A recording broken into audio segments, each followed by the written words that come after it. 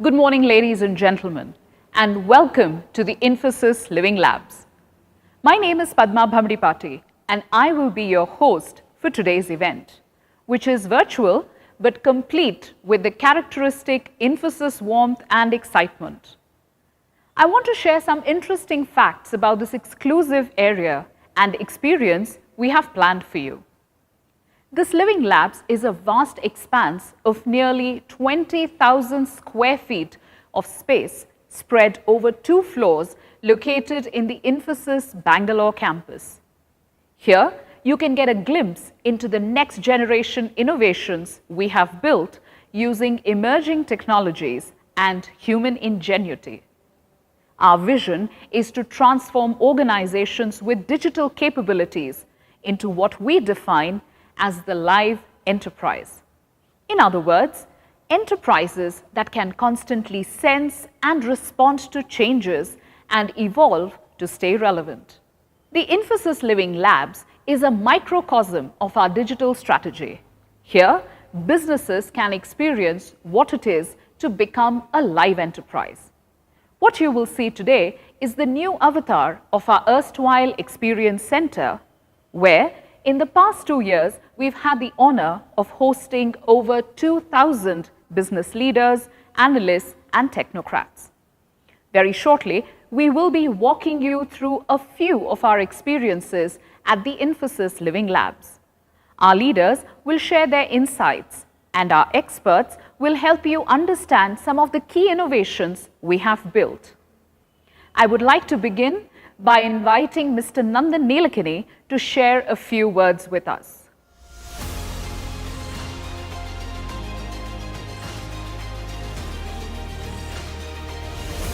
Welcome, Nandan, to the Infosys Living Labs. If anything, the pandemic has definitely accelerated all conversations around digitalization.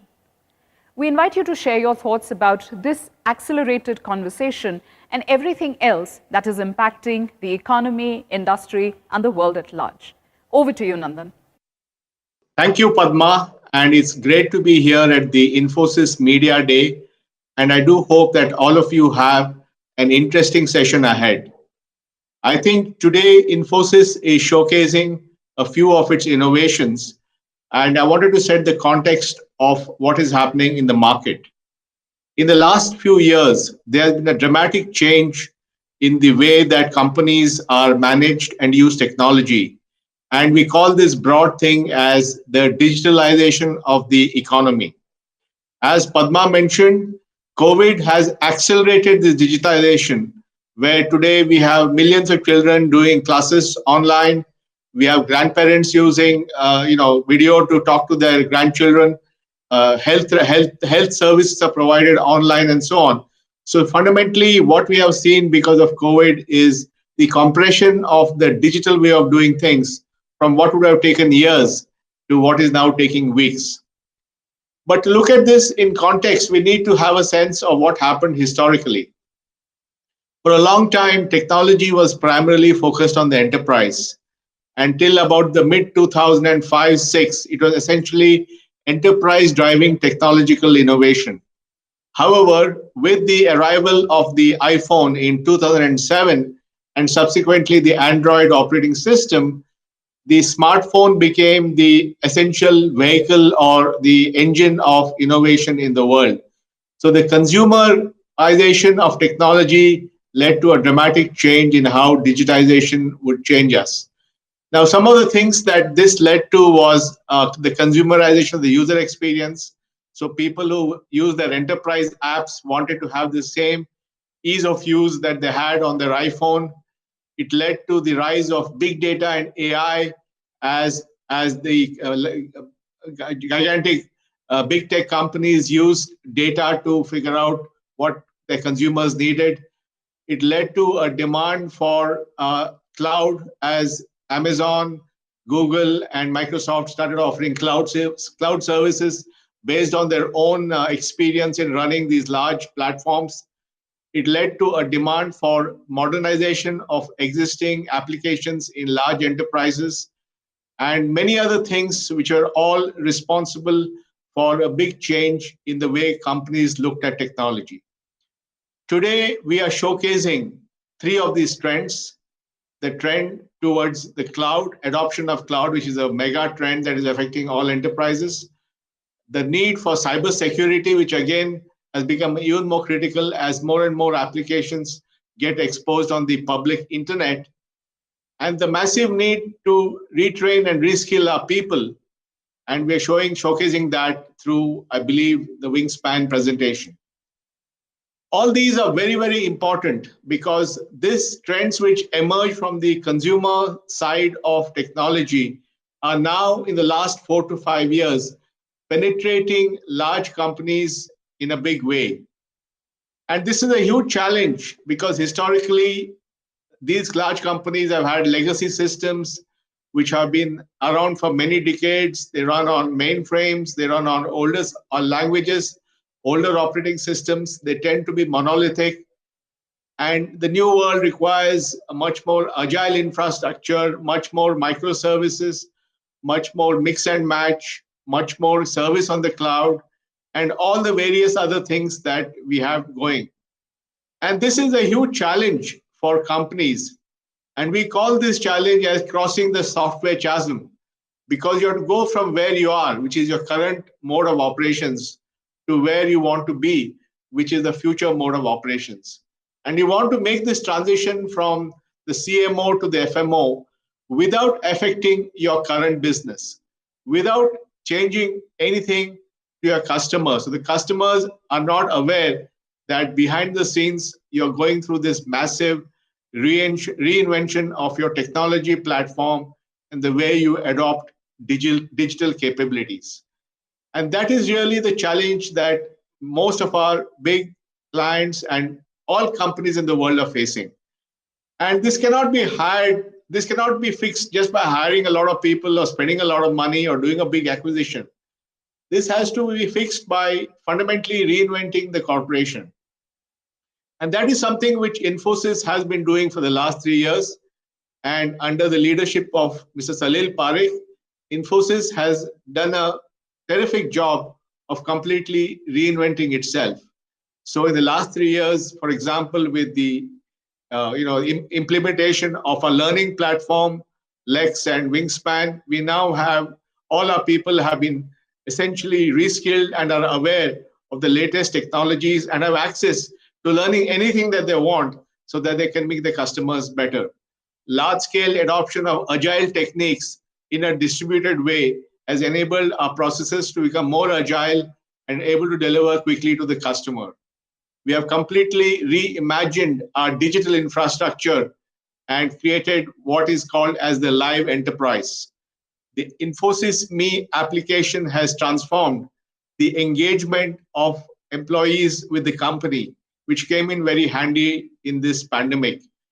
And then we have our collaboration through Meridian, which has enabled many, many things to be done while working remotely from home. All these investments have given the company resilience. As you have heard, we had invested in working from home as a concept for all our employees long before the pandemic. And then when the pandemic struck, it was very easy for Infosys, related to many other companies, to transition its 240,000 employees in 40 countries to work from home. And that was because of the existing investment in digital technology, the existing investment in network technology, and the existing investment in creating a cybersecurity framework which allowed everyone to work from home. And this is the importance of the future, which is how do you create optionality in your architecture, optionality in the way you do business, so that you can deal with different things that are happening. So strategy often is not about saying, let us do A or let us do B, but actually creating the optionality that based on the circumstances, you can do either A or B. And working from home is an example of that, where we could work from the office or work from home because of the optionality, the leverage, the flexibility and sophistication of the digital platform that Infosys was using. So this use of digital inside Infosys has pervaded all aspects of Infosys. And that is one of the reasons that we have the knowledge that we can take to our clients. So when we talk to our clients, when our leadership, our management and leadership talk to our clients, they're able to talk not just what is the theory of change, but actually demonstrate that Infosys is the change that we are talking to our customers about. And the fact that we have taken a company which has billions of dollars of revenue, to 40,000 employees, 65 subsidiaries, 40 countries, and being able to transform it into a digital native kind of a company gives our clients confidence that we can help them in the same journey. So today, as we discussed, I believe we will showcase some of these developments. We have tried very hard in the last several years to make sure that we create technology for the future, and you will get a glimpse of that today. And Infosys, the management, the board is committed to transforming of Infosys to become even more relevant to our clients, provide them the ability to navigate to their next, and truly be the partner of choice in the biggest change that is happening in their business. And as we said, the COVID crisis has only accelerated this and enabled the speed of which change has to happen. And I'm sure that Infosys, under the leadership of Salil Parekh, will ensure that it continues to prosper and thrive in this new world and deliver its promise to its customers. Thank you very much. Thank you, Nandan. With that, let's begin our tour of the Infosys Living Labs. This is a dynamic space, crackling with the energy of 90 of our most brilliant minds from various functions handling live client projects. We help incumbent organizations build digital capabilities to keep pace with the digital natives and solve their business challenges. What we do here inspires us and hopefully will inspire you too. We are a technology company, but we believe in the very heart of this work is our people. You will see the best of our engineers, designers, and industry experts working collaboratively on real client projects. Today, they work virtually and remotely, yet they work together in an agile, seamless, and collaborative manner that encourages creativity, experimentation, and failure. You can visit the Makers Lab to witness Infosys wizards brainstorm on new ideas or tinker around with various digital elements of the new age technologies. Our collective experience of 40 years complements the intense, quick, and purpose-driven environment of this lab, which is not very far from the startup environments we often engage with. New concepts are researched, incubated, and prototyped at speed for maximum advantage. In the following 90 minutes, we will explore 3 success stories. They are around cloud, cybersecurity, and talent transformation. Our senior leaders will share their insights on each of these domains, followed by a demonstration of our offerings by our subject matter experts. Let me introduce Mr. Narasimha Rao Manepalli, who is the Executive Vice President and Head of the Cloud, Infrastructure and Security Solutions and the Infosys Validation Solutions service line at Infosys. He will be sharing his insights into where cloud as a technology is headed and what Infosys has to offer in this space. And our cloud expert will talk to you about the Infosys Polycloud platform, which is a platform that enables enterprises to manage solutions in a multi-cloud environment. Over to Mr. Narasimha Rao.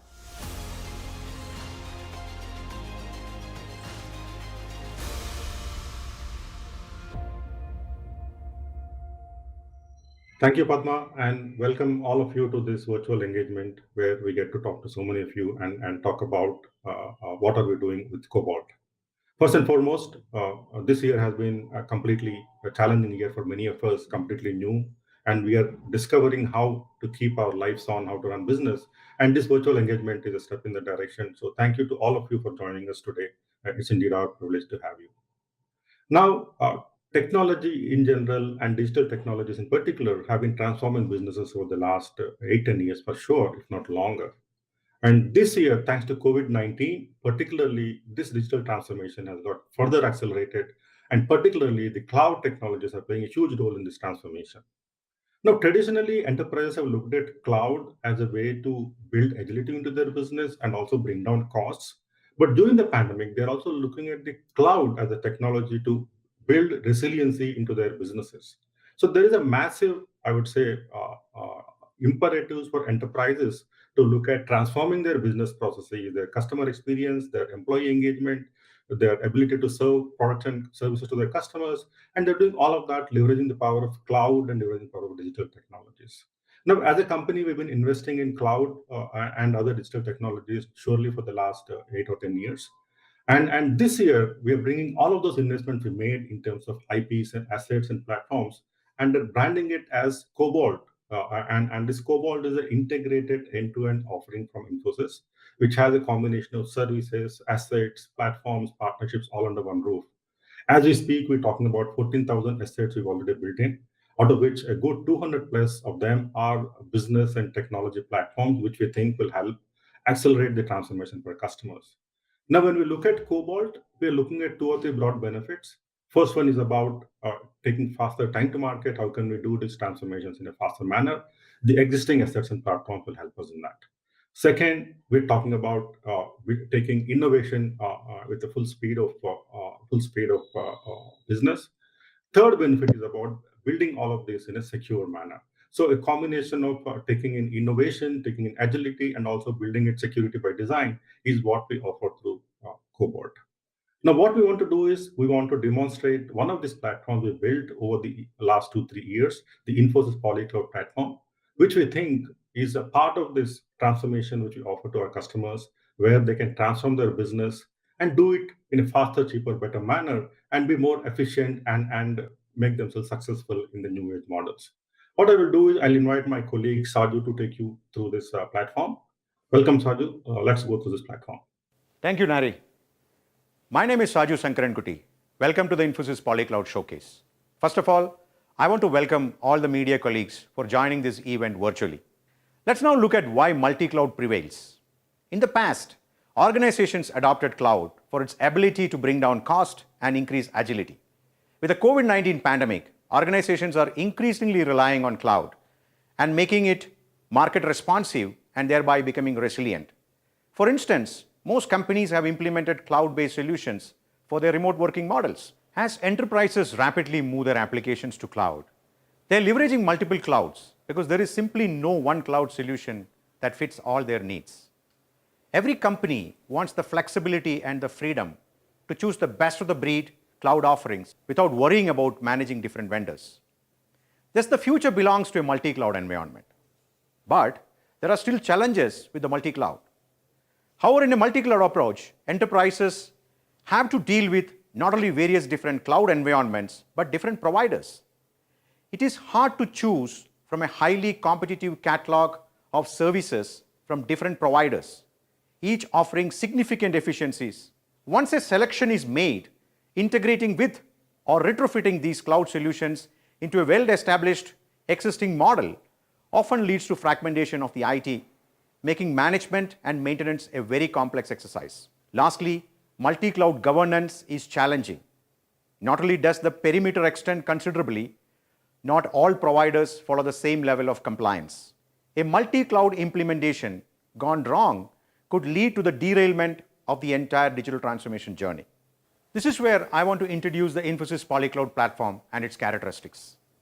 To help enterprises address the challenges of multi-cloud adoption, we have developed the Infosys Polycloud platform, which is a part of the Infosys Cobalt offerings.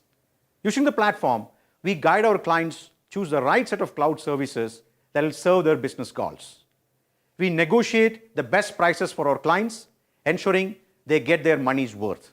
We simplify the entire cloud implementation such that enterprises can afford to be vendor agnostic and have the flexibility to port their applications and data from one provider to another. So if you look at the platform, we have configured organizations. This is where, the entire organization hierarchy is actually coming in. We do have dashboards which actually shows where are these instances which is being used. So let's look at the global configuration and see how the resources are being configured. We spoke about multiple providers. This is where we have configured multiple providers. You can actually see an AWS provider here, Azure. We can also configure a private cloud provider, VMware. We can add more and more of these providers here. And these are the resources, whatever we are managing from these providers across multiple regions. We do have the account management part. This is where we manage the account for multiple providers. We do have a small interface for basically bringing together the entire billing and metering mechanism. Users and access, right? In terms of every organization, there is a role-based access control what we have to define. So this is where we define these users, and this is where we define their access mechanisms and the roles. We do have a builder. Builder is nothing but where you can actually configure, and once you are actually really you understood in terms of how do you take these widget builders, you can start configuring the entire widget to change the look and feel of the platform. Now let us come to the most important thing, which is the catalog, right? I mentioned about the plethora of offerings what every service provider provides. Here we have completely brought it into one interface. Every platform offering, whatever is coming in from each of the providers, is actually brought under this catalog. It can be an IaaS offering, it can be a PaaS offering, or it can be a container as a service. In fact, we have gone to the extent of creating the CaaS application blueprints. It's just a click of a button, you can actually start deploying these application blueprints into the environment of your choice. So automation is an integral part of any of these tool sets. So let's look at what are the capabilities what the platform provides in terms of automation. So this is the automation screen what you're actually seeing here. So what we have done is we have actually codified the entire script library, whatever we have to use in terms of automating the entire cloud management. And each of these scripts actually can be brought under these workflows. So the scripts are actually being fed into the workflows, and these workflows are actually being exposed as APIs. It's very simple. You could actually call these APIs from any of the programs or any of the applications what our customers have, or you could directly use it from the platform. So that's a part of the automation. Let's look at the telemetry, right? So this is the telemetry what we are actually trying to bring across the environments what is being managed under the platform. It is across the public cloud providers, it is across the private cloud providers. We are also bringing in the network resources which is actually contributing in terms of the access as well as the communication between these providers. So here you can actually see a small view of what are the alerts what is coming in across these environments, and then we can actually go through these issues what is actually coming across, and this actually helps the operations team to have an entire view of the environment and under one cockpit. So it is not that you need to actually go through multiple of these interfaces. Across one view, you could actually get all the information regarding your entire environment. The service request, what is being there in the system. So everything we bring into one interface, which is making the life of an operations guy much easier. Now, please understand, one of the benefits of this platform is to reduce the mean time to detect and mean time to resolve. This is how things happens in a much faster way. Now, we have also built in a lot of visualization in terms of the dashboards, where you can actually see the patterns of what is happening across the environments. We also have ability to generate reports, because reporting is something which is very important in all of these enterprises. One of the things what I really want to highlight is about the AI ops capability of the platform. And this is a pretty flexible model, right? We have kept it so open that somebody who can understand these models, ML models, can really start amplifying the capabilities which is available in the platform. More than that, there are a lot of inbuilt ML models what we have actually brought into the platform, where you could actually apply these ML models into the multiple data sets. Now let's look at how we can apply this. It's so simple, right? You choose one of these workspaces. You can identify the patterns, what is there within it. You choose one of the data sets, what is available within the system today. These are the data sets, whatever we have loaded into the platform. And you can choose one of these data sets. and it's so easy, right? This is a pattern output. Now you can see the pattern output coming out from the platform, right? So now we can actually plot this across multiple options are available within the platform to plot it. Then you can generate anomalies, from the data sets, whatever you have captured. You can actually view the anomalies. This is one single interface where you could actually complete the entire life cycle of actions. And you can also view all the deployed models within the environment.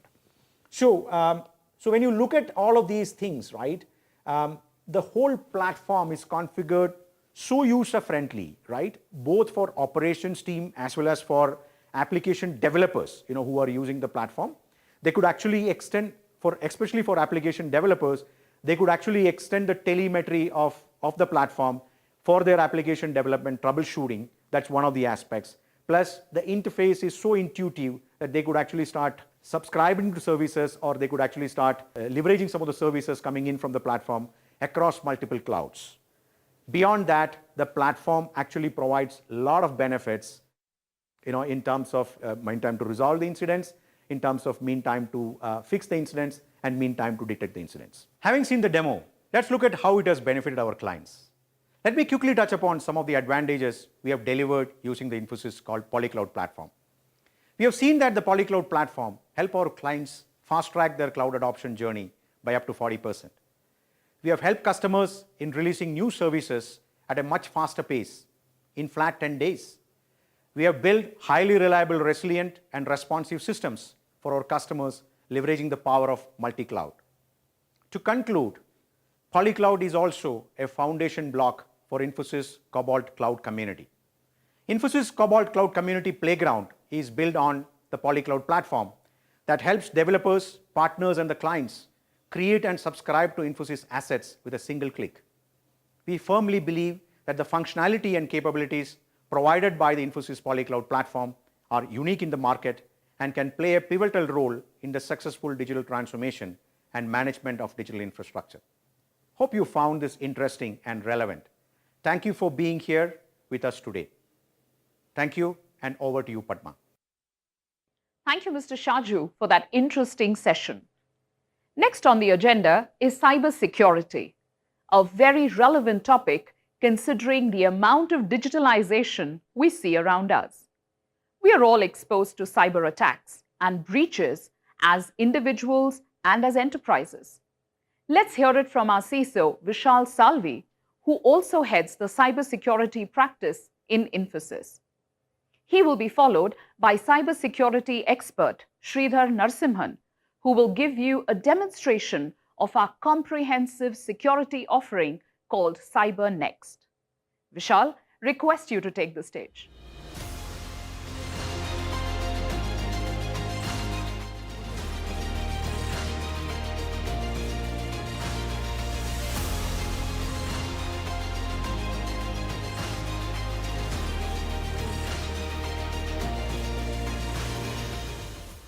Hi, welcome to the Infosys Media Day. Cybersecurity has become a mainstream topic, and especially because of the COVID situation, where we had to rapidly move all of our employees to work from home.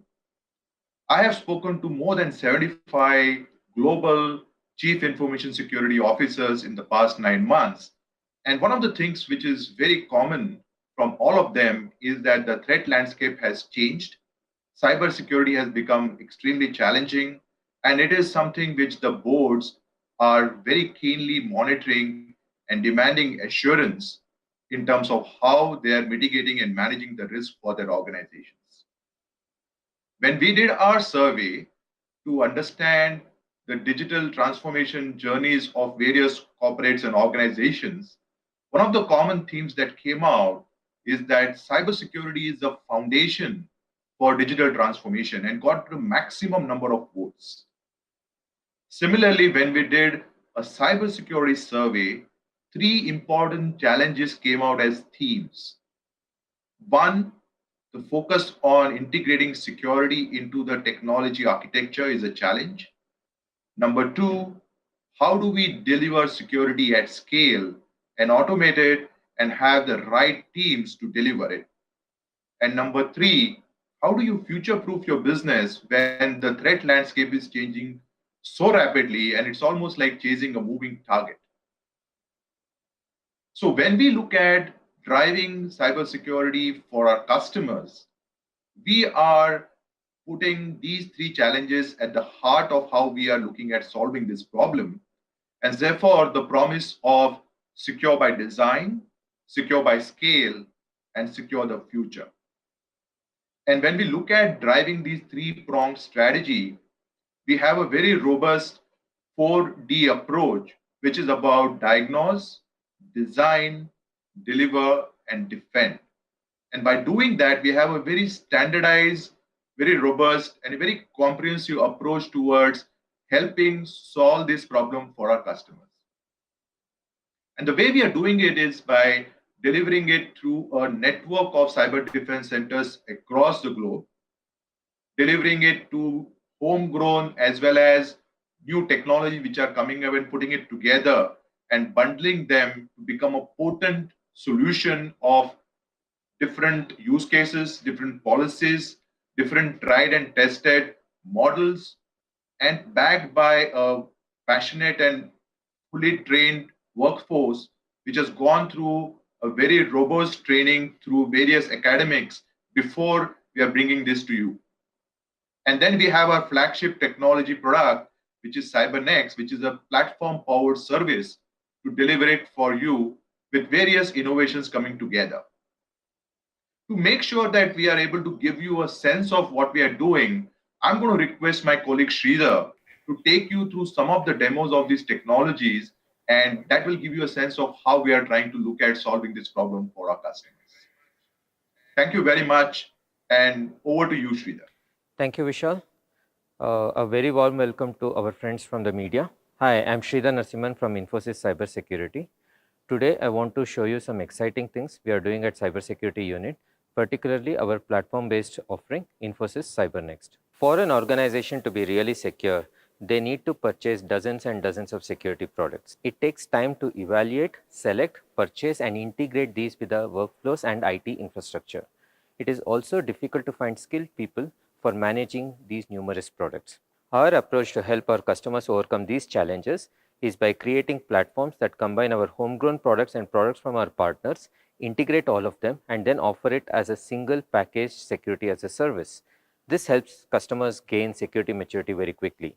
We call this solution the CyberNext. CyberNext is a platform-powered managed security service that packages security products and technologies and services into a single solution providing comprehensive security. The technologies, both commercial and homegrown, are pre-selected and pre-integrated, thus ensuring that the solution is ready to use for the customers, who otherwise have to invest in individual products, resulting in a long procurement cycle. The technologies are enhanced with our own proprietary content gained from our research and experience for effective configuration and service delivery. CyberNext provides deep visibility, automation, end-to-end lifecycle management, and prioritization of incidents, threats, vulnerabilities, and risks. CyberNext is subscription-based and outcome-oriented, thus absolving the customer of upfront capital expenditure.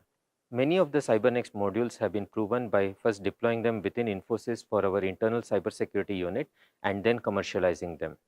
CyberNext also comes with customer service portal that offers security insights to the customers.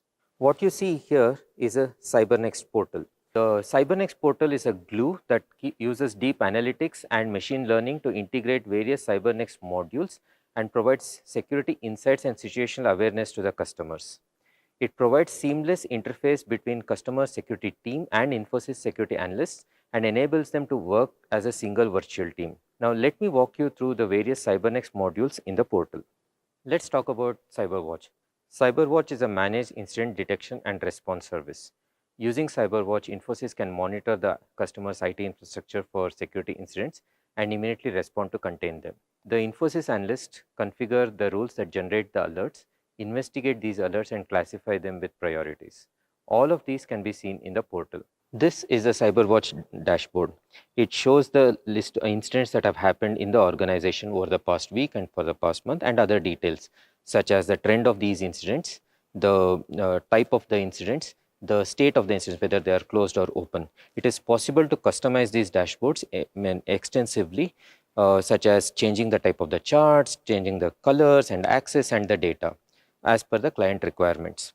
It is also possible to drill down and look deeply into the incidents to understand what exactly that incident was about, what exactly it did, and what was the damage that was being caused by that incident. Let me now switch to cyber intel. It is quite important for an organization to get an external view of threats to it. This is what cyber intel does. Cyber intel is a threat analysis and intelligence service that monitors the environment outside for news about new malware attacks affecting similar organizations, the profiles of the attackers, and the signatures of such attacks. This also monitors the darknet for leaked credentials of the organization's users, as well as find evidence of any data breaches. These early warning mechanisms help the organization in taking proactive measures to secure itself. Cyber hunt is the next module I want to talk about. Many advanced malwares can persist within a network without being detected for a long time. Cyber hunt is a service where our analysts proactively search and discover hidden threats within the organization using the logs and threat intelligence. This is based on a threat hunting platform that we have built that uses big data analytics and machine learning to find anomalous behaviors and zero in on the malware. Let me now talk about CyberScan. Much of the security incidents are caused by vulnerabilities that are weaknesses and defects caused by bad coding practices and misconfigured applications and systems. Fixing and patching the vulnerabilities is really important as it's a key preventive measure. One of the biggest problems organizations have is a huge backlog of vulnerabilities to patch that haven't yet been patched because they aren't able to assess the risk of those vulnerabilities. CyberScan is Infosys vulnerability management solution that identifies, analyzes, aggregates, prioritizes, reports, and patches security vulnerabilities in applications and in systems. CyberScan also supports DevSecOps, which is about catching vulnerabilities at the development time itself, thus ensuring that vulnerabilities are eliminated before they are deployed. This reduces risk to the organization's IT infrastructure. Let me now talk about CyberGaze. An organization typically has dozens of security products, and it's impossible for security leadership to access dashboards in each of those products and get an overall security picture. Much of the security leadership reporting today is ad hoc and is based on PowerPoint and Excel. It is very difficult to dig up the security snapshot from a couple of years ago and compare it with what it is right now. This is what CyberGaze solves. CyberGaze is a security metrics management solution. It's a homegrown product that revolutionizes the way security reporting is done at a leadership level. It enables a CISO to drive the security policies by defining KPIs and KRIs, or the success criteria, setting benchmarks, measure progress against those benchmarks, and communicate it to the stakeholders. It consolidates data from different silos to a single place and enables the CISO and the leadership to make data-driven decisions and becomes a single source of truth for the security metrics. Let me give an example. Say the organization has a policy to ensure the data security by encrypting laptops' hard disks to ensure that even if the laptop is stolen, the data isn't. The CISO can check how well it is doing against its expectations and how it has progressed over a period of time, and also look at which units and geographies are doing well and which ones are not. By providing visibility into the bottlenecks, it becomes easier to focus future efforts. CyberGaze provides different views and ability to slice and dice the data in multiple ways. It enables the leadership to view the metrics at an individual subsidiary level as well as at the consolidated metrics at a corporate or a group level. You can also see the metrics being mapped to the industry standard security frameworks. It becomes quite easy to add new metrics as well as new frameworks. Finally, let me talk about Cyber Compass. The security leadership of an organization needs to be aware of all the protection mechanisms known as controls that the organization has invested in and which ones are absent. Due to the information being in silos, this isn't easy to get. This is where Cyber Compass helps. It is a security architecture management solution. It helps document and visualize the security architecture, the controls or safeguards that are present, and the security products that implement those controls. It helps visualize the controls against industry standard reference architectures and helps compare the organization's current state of security against the industry benchmark. To summarize, CyberNext is the Infosys new platformized service offering. It consists of 6 security modules that, when put together, provide protection, detection, response, and governance services. It provides deep visibility into security events, capability for automated response to contain and remediate security anomalies, intelligence of the latest threats that could damage the business, proactive vulnerability management, ability to manage security metrics, and architecture compliance. Constant feature updates ensure that the value of the platform keeps improving over a period of time. CyberNext, though recently launched, already has a good number of customers and has evoked good response from the market. We are continuously innovating to provide value to customers, and CyberNext is the latest in this regard. Thank you, and over to you, Padma. I never knew there was so much to cybersecurity. Thank you, Sridhar, for explaining that in such a simple manner. The next showcase is all about talent and learning.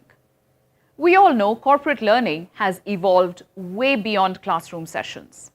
Knowledge is becoming obsolete very fast. How do we make sure employees are up to date on their skills to do their jobs well? Are they ready for the new jobs that are coming into the market because of new digital innovations? Let's hear it from our senior leader, Mr. Krishnamurthy Shankar, who is an Executive Vice President and the Group Head of Human Resource Development at Infosys. You will see a demonstration of the Infosys Wingspan, which is a cloud-first, mobile-first, next-gen solution that helps organizations accelerate their talent transformation journey. We ourselves have used it extensively to ensure our employees are on an always learning pathway. Hello, Krish. Please tell us more about this topic.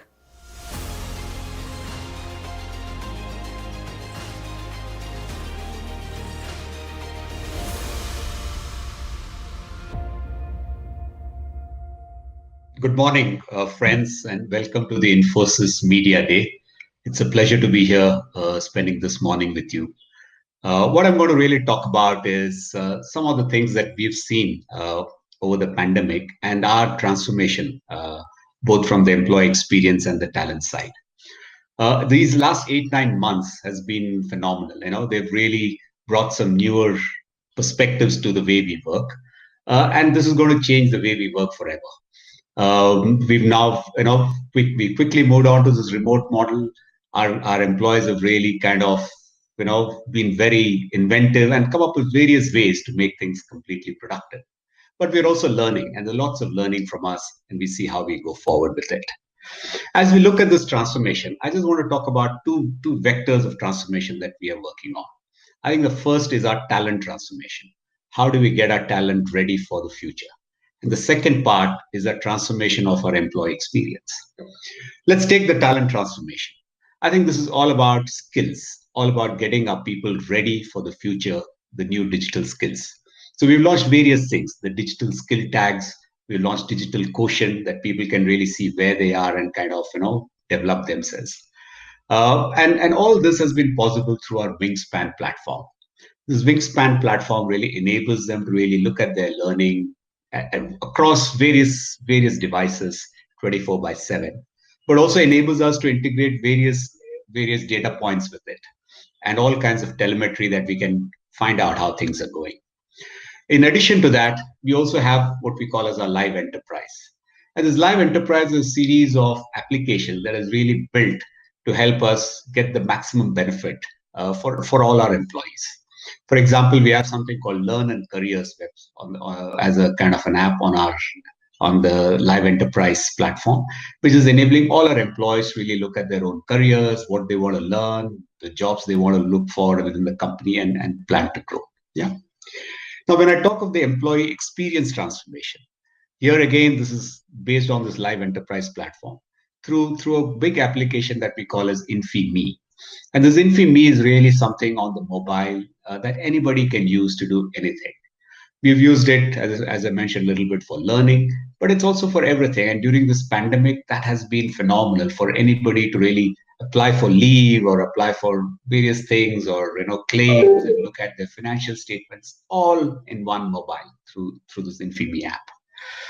As we also look at this thing, this whole transformation, we also know that this is something that we've got to constantly keep learning and innovating and adapting as we go forward. And that's what is live enterprise all about. So an organization that keeps sensing, understanding what's happening and reacting, and that's what we do. What we also built on top of it is an engagement platform. And this engagement platform really looks at pulse data every 15 days, what employees say, plus various other data points, and shows to every manager in a dashboard in terms of how things are. What is the resilience index of the team? What is the engagement level of the team? How is the well-being of the team? And that's something that they look at real time and take actions. And all that has been possible through a live enterprise platform. So I think the benefit, I mean, as a user of these tools, I think the benefit we've found is this has enabled us to react faster, enabled us to be much more sharper in what we think and talk to people and take decisions. And I think as a client, this is really phenomenally useful, because all this gives every client is the benefit of real-time information, ability to really engage and transform your employees, ensure that they are learning, but that learning is linked to various other things. So every aspect of HR is linked so that you can get your talent ready for the future. And that's the benefit I would see for any client using this. So I just thought I'd give you a quick overview of that. I'll now hand over to Victor, who will take you through a kind of a demonstration on this. Thank you very much. Thank you, Krish. Hello, everyone. My name is Victor Sundarraj. Welcome to the Infosys Wingspan Experience. In recent times, businesses have witnessed high disruption, compelling them to realign the way they work to survive and grow in a dynamic environment. Organizations are thereby increasingly looking to hire talent that has the ability to learn and adapt. Besides, the emergence of a broad range of new technologies has further increased the talent challenges. According to the World Economic Forum, around 54% of all employees will need reskilling and upskilling by 2022. From our own experience in corporate learning at Infosys, we believe in imbibing continuous learning as part of the organizational culture to meet the skill gaps. Investing in a great employee experience as we engage them in a constant learning mode can immensely enhance organizational productivity. We built the Infosys Wingspan, a digital next-gen learning platform, in September 2018 for our own talent transformation. Wingspan is a next-gen, mobile-first, cloud-first, experiential talent transformation platform that helps continuous learning as part of the organizational culture. Wingspan is built on 4 key tenets. First of it, making learning convenient to facilitate learning at any time, anywhere, on any device.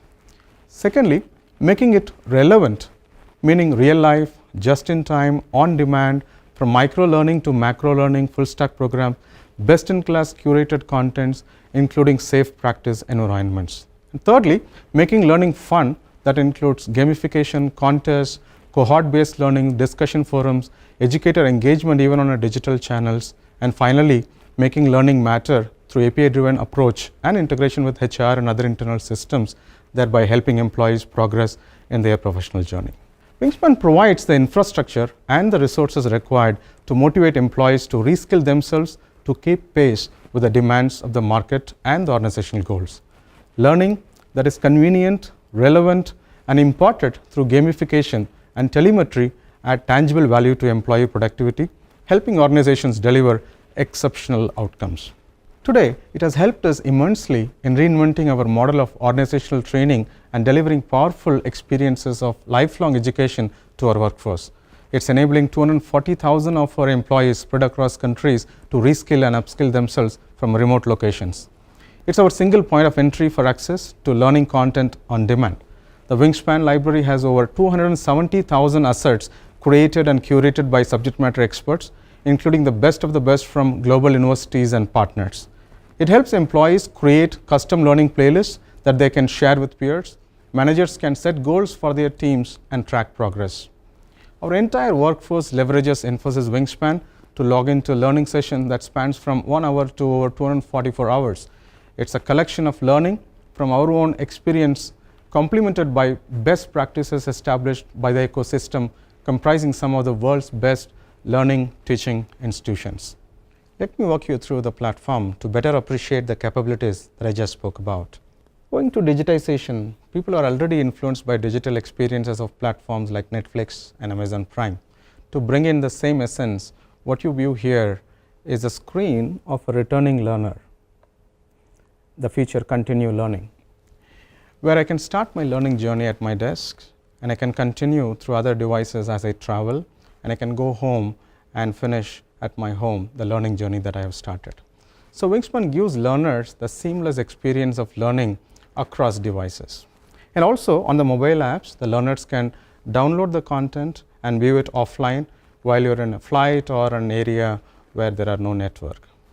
To give you a quick tour of the home page, the next stop is the playlist. We are all aware of Spotify and Play Music. The Wingspan allows you to create and curate your own learning playlists. And also you can share this playlist with your peers to learn together. And I can actually create new playlists right there on the playlist app, and I can share it. I can continue to enhance my own created playlists with new content, and I can continue to curate the contents as I need. The next stop on the home page is based on your interest and the recommendation engine that works on Wingspan. So as you can see, for you is a recommendation engine. We are all used to recommendations on our digital shopping. Based on what you are viewing, what contents you are learning, Wingspan provides what could be your next learning journey. So that's the recommendation engine, a machine learning based recommendation engine that works in the platform. Based on your interests, provides opportunity for the learners to curate and get access to the content of their own interest. So they can set their interest area, and based on that, the platform actually brings about the contents right there on the home page for the learners to directly start learning. So I can continue to modify my interest areas. I can do it through those suggestions, or I can just do a keyword search and add new interest areas to my based on my interest section in the Wingspan homepage. In addition, the platform also provides various bands to get to know the new content, the latest contents that are coming to the platform, and also the contents that are trending amongst the learners, where I can get to pick up from the most learned content as well. The homepage also comes with a learning digital assistants, where I can interact in a digital way, either through text or voice, and get the necessary guidance that are required for my learning. As you get into the content and start learning, you can see we have adopted the best practices and principles of learning, like show me, tell me, and test me, which is learn, practice, and assess. We will now focus on the practice part. We would like to show you the technology playground, which are nothing but the fail-safe environments for practice what they have learned.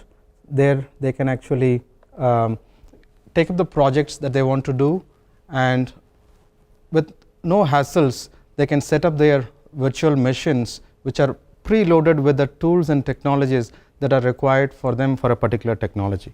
The playgrounds are nothing but the containerized VMs, which works just on the browsers. They don't have to search for any machines to install and play around with. So they can directly jump and have their hands-on experience and practice on the playgrounds. There are technology playgrounds and behavioral and soft skill playgrounds that the Wingspan platform facilitates. Now we come to the assess part, where we would like to showcase certifications. Wingspan facilitates virtually proctored certification environments. It's very helpful for the current days where we have the distributed workforce and remote working. Employees can take up certifications anytime, anywhere, on any camera enabled device. So I go to the certification, I select the certification that I want to take, and I can take the certification just in time, as I said, on any camera enabled device. The platform qualifies my test, at the same time evaluates my responses as well. In addition to this virtually proctored certification environment, the platform also has what we call it as a Puzzle Mania, which is an environment for coding test, where it throws 3 random problems where the learners can actually choose any of these 15 programming languages and start coding and prove their programming mettle. So apart from that, there are many other assessment capabilities that the platform brings about, say like Connect, which can be used for as a quiz application either in the classroom or in the town halls. And we have an Agon, which is a personal challenge applications on general aspects as well as on any of the technology aspects, where the learner can actually challenge themselves or challenge their peer and take up the challenge together to move from one level to another level on technologies or any other areas. Apart from that, there are many other personal features that you can see on Wingspan. To start with, profile, where me as an individual learner, I get to see what I am learning and what is my learning time and how do I compare across the organization-wide average. And also I can see what is my learning history, what are all the contents that I have completed, and I get to see what are all the different learnings that are in progress for me. Apart from that, I can also see what are all the badges that I have earned through my engagement in learning as well as in the progress of learning. So I get to see the badges, what I have earned, and I also get to see what are all the other badges that are waiting for me and what I need to do, whether I need to complete another set of 5 courses or 100 more quizzes, so I can plan for those new badges. So the generation which are addicted to the gaming and badges, these gamification helps to promote learning in an innovative way. Beyond this, the platform also has what we call as a learning goals, where the individual learner can set a learning goal for themselves and the managers can set a learning goal for their team, and they can track the progress of the team right there through a dashboard in the goal section.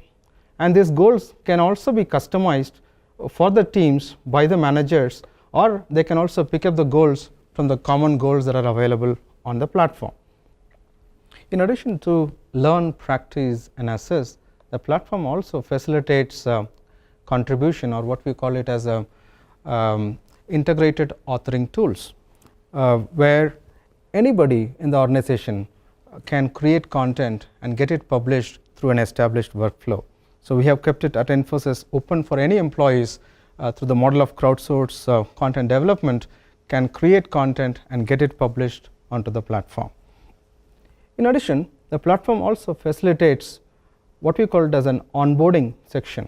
This onboarding section can be used for various needs. Say for example, when somebody gets promoted to a new role, there could be an onboarding kit for the new role. Say for example, new manager kit for somebody as a first time manager can go through it and get enabled for their new role.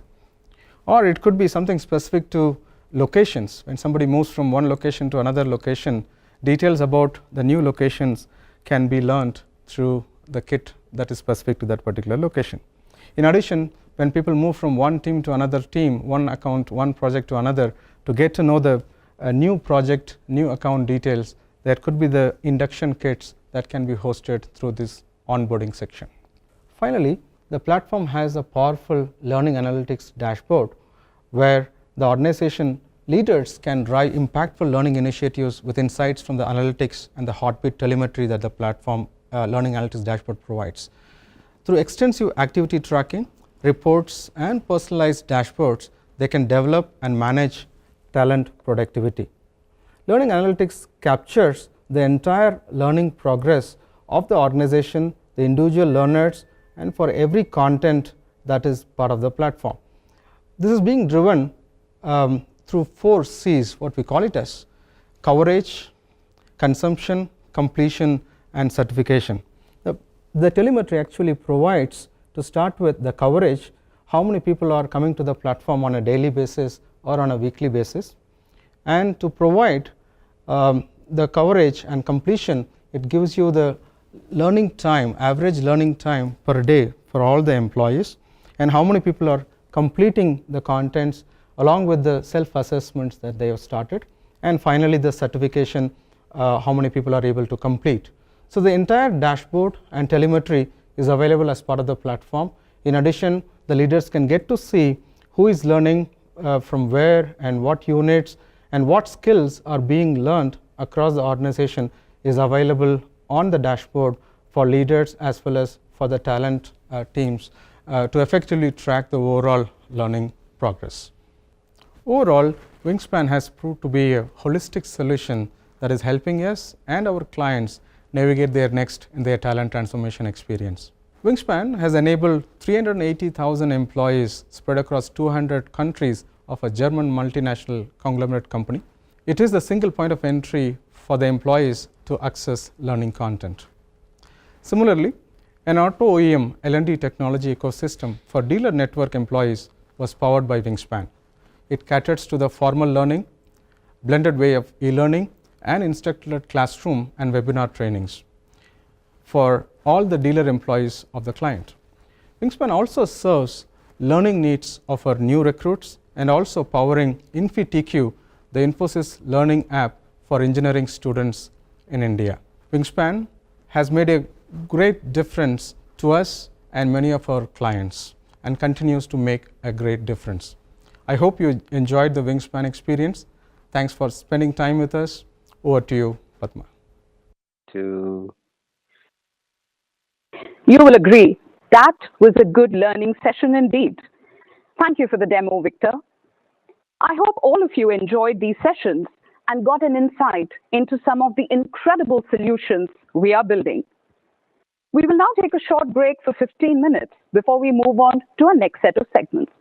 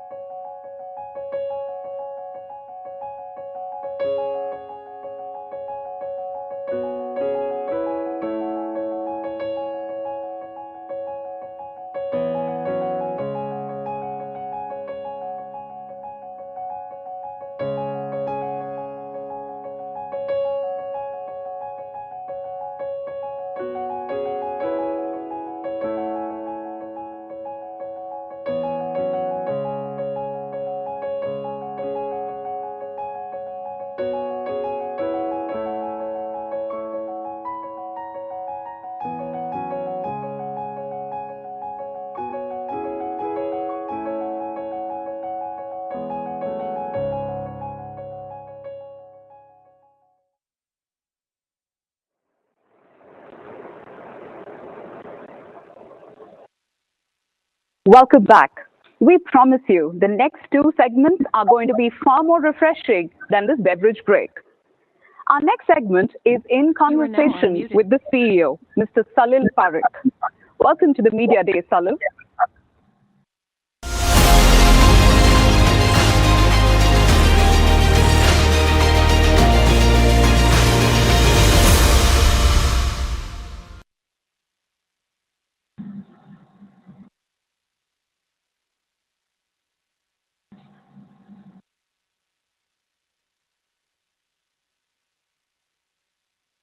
Good afternoon and welcome everyone to this session. It's really a pleasure for me to be with you and really thank you all for joining us. I know it's been an exciting session already with a lot of things you heard from our side. You heard the really great vision and strategic landscape as Nandan shared with you. We are very excited. We are pushing very aggressively on the changes that are coming here. We see, for example, a lot of work that's going on cloud, on cyber security, and these are critical areas of growth, and we've talked about that before. And of course, learning is an extremely important area which becomes a foundation for all of our employees as they're building their future. All of this is put together with our live enterprise framework, and this helps define how we think about each of these growth areas or important elements for our employees or the business. And it's something that's resonating really well with our clients, and we see tremendous traction with digital and with the live enterprise areas. In the past few months, we've seen an increased speed at which all of our clients are adopting digital, and within that, especially how cloud is progressing. You've probably seen we launched Infosys Cobalt a few weeks ago, and that's one of the methods we have for accelerating how the cloud work is going on with our clients. So thank you again for joining us for this, and let me now open it up for questions. Padma, over to you for organizing the questions. Thank you, Salil. May I invite Chandra Ranganathan from ET Now, who joins us on video to ask the question. Hi, Salil, if you can hear me. Chandra here from ET Now. Yeah, go ahead, please, Chandra. Yeah. Salil, we are almost approaching the end of December. Can you take us through how the third quarter has been for you? Because second quarter, you guys did really well. Have you seen that momentum continue through to the third quarter, since it's a seasonally, weak quarter for IT companies? Secondly, in terms of the nature of deals, Salil, we are seeing some of these billion-dollar deals come back. There was Vanguard, there's now talk of Daimler. Are these renewals? Are these new deals? Take us through what you're seeing there. And thirdly, my final question, is there a delay in decision making from clients because of US elections, because of Brexit, because of the uncertainty over vaccines? Because some people in the industry say that decisions are getting delayed. If you can give us perspective on all these three questions. Thank you. Sure. Thanks, Chandra. Sure. On the first, I think we are seeing, as we had shared at the end of Q2, the momentum is quite similar and steady and strong. So we are not seeing anything else from what we shared at that time. Of course, there's seasonality, as you mentioned, within this quarter, but there's also good activity with clients, and we remain quite optimistic and confident with everything we've seen in the quarter so far. In terms of the way some of these large deals are going on, and I'll speak mainly for how we are seeing this from our perspective. Of course, there's some element where these are renewals, but many of these are new digital transformation programs. The example that you mentioned when we started the partnership with Vanguard, that's a new activity in terms of how they want to rethink their record-keeping business. And we were fortunate to partner with them. It's something new and exciting that will launch. And many of those sorts of discussions are more in the new realm. In terms of what we are seeing in decision-making, we've not seen any real impact, as you mentioned, with some of the election activities. The decision-making has progressed at about the same pace that we were seeing in Q2, and it's quite a good pace. And even as all of us are dealing with working in a virtual manner, really the intensity of connecting with clients has gone up, if anything. I'm finding that these sorts of sessions through video platforms are really literally every day with multiple clients. So that's a positive sign.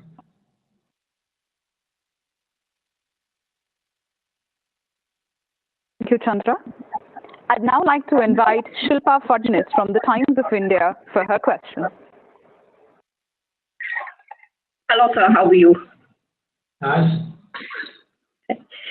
I wanted to understand from you, if you can talk about the cloud-ready skills pipeline that Infosys is creating, considering that it's a hybrid cloud environment. If you can talk about the differentiated compensation and a separate career track for both cloud and cybersecurity. And the second question is, in terms of the pricing pressure on large deals, if you can share your thoughts on how that's played out. Largely, there's been a huge chunk of legacy, and hence there's a pricing overhang. If you can share your thoughts on that. Okay, thanks, Shilpa. I think I didn't fully understand the second one. Let me start with the first one. the way you were talking about what are we doing with the employees for cloud and cyber security. So in general, the way we are thinking about this is there's a tremendous amount of reskilling that we are doing on digital, and you saw a little bit of that through the glimpse of Wingspan. We also have methods where we can accelerate those skilling, and through that skilling accelerate changes in compensation movement through career. Those are the tracks that we are driving to create incentives also for employees. However, what we're seeing is because there's tremendous client interest in this, we are seeing a lot of employees are seeing that in the market and themselves pushing ahead with the reskilling. On the second part, can you please repeat that, Shilpa? Yes, sir. This is on the pricing pressure on some of the large deals, because a large chunk of it is legacy modernization. So what kind of pricing pressure do you see in the old world contracts? So there, on pricing pressure, as we had shared at the end of Q2, we feel that pricing has held up quite well. Originally, in March, April, we were thinking that given all of the economic impact, we would have significant concerns. However, that's not how the pricing situation has played out.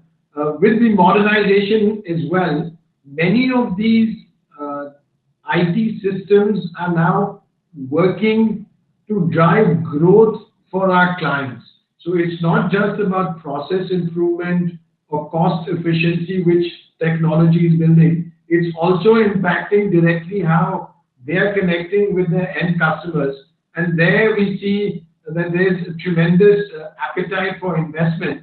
And so as of now, at least, we've not seen unusual levels of pricing pressure.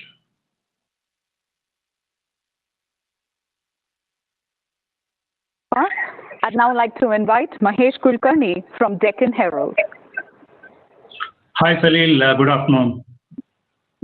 I just wanted to ask you, what is your assessment of the opportunities coming up in the US market with the new Joe Biden government taking charge in January? Will discretionary spending increase? What is your assessment on that? So there, my own view, and we've shared this before, is the real driver for all of this activity is the change in technology. And what we have seen in the past few months, but also in the few years before that, is an increased adoption of digital.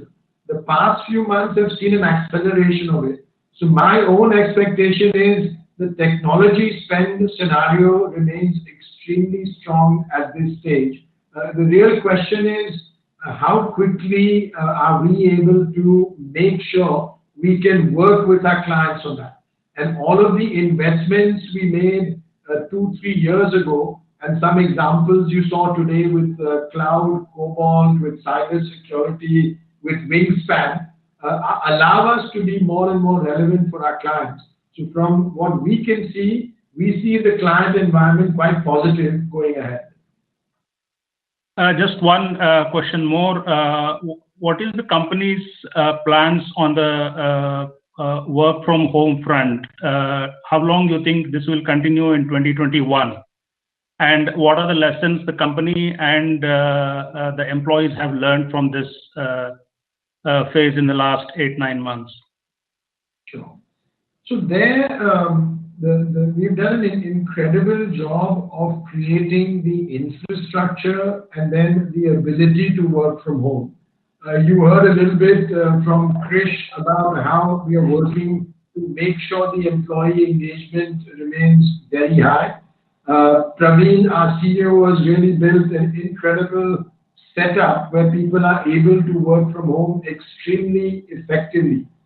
What we are now putting in place is the ability to work in a hybrid manner, depending on how the situation evolves. We are now waiting and making sure that it's the right time, both for our employees and for broadly the cities we operate in, for us to work from a work environment. However, the flexibility will remain critical, and even as we go forward, let's say when we are well past the COVID situation, this flexibility will allow us to let employees work from different locations at different times. Having said that, we also feel this whole concept of social capital is extremely important. And we've been fortunate that we've been able to, all of us, work from home, work from a remote location because of all the social capital that was built over the years. And we think that it will be important as the COVID situation gets behind us that we start to create social capital again. So we will have more and more work from the office environment as well. The exact percentages, we've built some internal models at different ranges, but we've not yet defined the exact approach that it will take.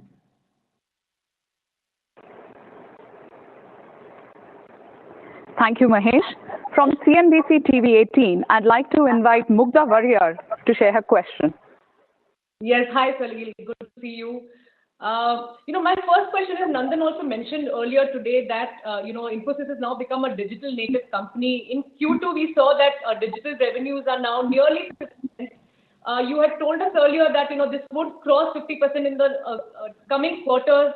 Do you see that happening in FY21, that digital will be more than 50% of revenues for you? So there, as Nandan shared, we've really become extremely digital-minded, digital native, as he called it. Our thinking is to be ready for what our clients want to do in their digital journeys as they're navigating their next. We were 47% in terms of our digital revenue at the end of Q2. As I shared, we are very confident that in the next few quarters, that will exceed 50. We are not yet giving the exact quarter for that, but we are confident it will be the next few quarters. Okay. Salil, just one more question, and I remember asking this to Nandan earlier, but didn't get a very clear response. Now, Simplus, which is an Infosys company, is working on a vaccine management solution. Is Infosys looking at any opportunities in vaccine management solution, given that the world is fast moving towards vaccinations? Are you talking to the Indian government here on vaccine management? So we are absolutely supportive of any of the various government agencies, both of course in India, but anywhere in the world that would like to leverage some of these solutions. You mentioned the one that we have built with one of the new subsidiaries of Infosys. It's a very powerful solution for vaccine management, and we are fully supportive of offering this for any help in any jurisdiction. We are also working with some of the industry bodies where there is discussion on how we can help and support. So whenever we can contribute, we are more than ready to do it.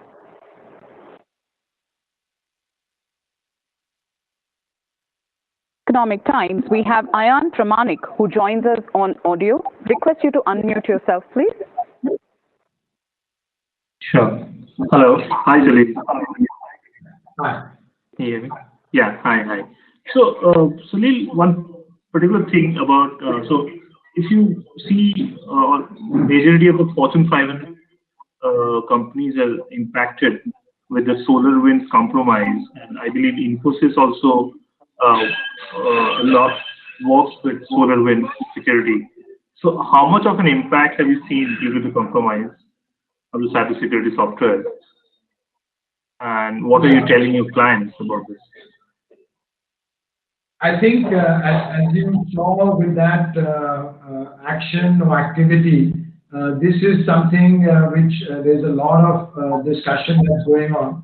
At this stage, we are carefully evaluating it, and as soon as we are ready to make a more specific comment, I'll share that with you.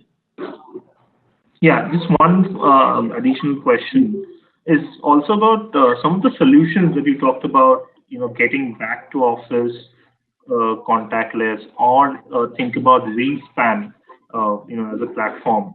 So, how do you plan to take this to your clients? And because last time also you talked about that as a solution, right? So where do you stand in terms of offering these to your clients? So there, with Wingspan, again, as you heard a couple of examples, we have very good traction with clients where some clients are looking to share this or leverage this capability within their environment across their employee base. So that platform is already available today, and we are seeing good traction. With some of the other ones, we are starting to share that discussion, the back to work, the way to leverage remotely, the way to work in a remote infrastructure manner with many of our clients. And we see good interest in discussion, and we'll see how that develops over time as people start to leverage it as well. Sure. Thank you. Thank you, Ayan. We'd now like to invite Giri Prakash K from the Hindu Business Line to ask his question. Hello, sir. I had just one question. I wanted to know, with the Europe heading for a second lockdown, do you see that in the next quarter there will be any spending reduction by the clients? So at this stage, we have not seen anything that is different from what we've been seeing in terms of the activity. Of course, we are extremely watchful. As we know, when all of that started to happen initially in terms of lockdowns, we have seen some impact, especially in the retail sector and the manufacturing sector. Those, however, slowly were coming back in the course, subsequent to April, May. We have now also seen many clients have built a model which can work for this remote behavior of their end consumers. So we think they have made some changes and adapted. So we will see how that plays out. At this stage, we have not seen anything, but we are watching it obviously quite carefully. All right, sir. Thank you very much. Prakash. I'd now like to invite Swati Murthy from Money Control, who joins us on audio. Swati, if you can unmute yourself and ask your question. Good afternoon, sir. I just have three questions. One is on the a little more on the simplest, right? What kind of opportunities are you looking at? From what I understand, there are different stakeholders in the whole vaccine management. So what kind of opportunities are you looking at? Who are you looking to partner with? And if it's the government, at what stage these talks are in? So if you can add a little more color on that. And my second question is about the challenge. I mean, there was a lot the executives added about the wingspan. So are you looking at changing your performance management and KPIs? Some of your peers have already started doing it. I mean, making it more outcome based. So can we expect some more changes when it comes to a more defined KPIs, and if so, what could they be? And the third question is about the digital, right? We are talking about how digital is becoming a part of every single component. So would it even make sense to declare digital as a separate revenue when it's becoming a key component for in every single deal you are getting? These are my questions.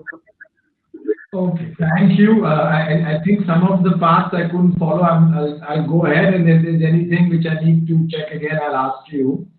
On the first one, our plan on vaccine management and the solution that was developed within our Simplus business is to really offer it to any jurisdiction or some of the business bodies as they see fit and how they want to leverage it.